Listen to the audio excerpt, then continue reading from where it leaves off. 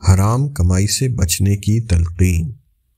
اسلام ناجائز ذرائع آمدنی جیسے ناانصافی، بددیانتی، رشوت ستانی، سود خوری، کم تولنا، ملاوٹ، ذخیرہ اندوزی وغیرہ سے بچنے کی تلقین کرتا ہے اور ناجائز ذرائع اختیار کرنے والوں کو جہنم کی خبر دیتا ہے، جیسا کہ ارشاد باری تعالیٰ ہے، تم لوگ آپس میں ایک دوسرے کے مال ناحق طریقے سے نہ کھاؤ۔ سورہ البقرہ آیت 188۔ آپ صلی اللہ علیہ وآلہ وسلم نے فرمایا، حرام سے پلنے والے جسم کو جہنم ہی کا ایندھن بننا ہے۔ ترمذی، احمد، دارمی، بہقی۔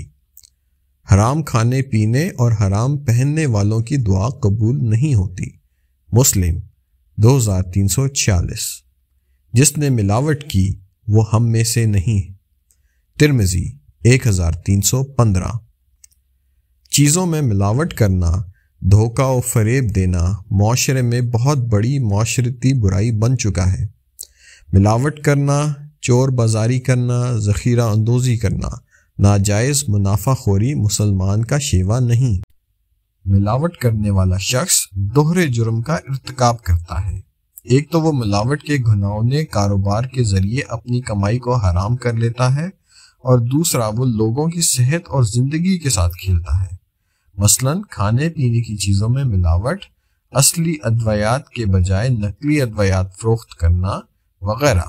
حکومت کو ایسے لوگوں کو عبرتناک سزا دینی چاہیے۔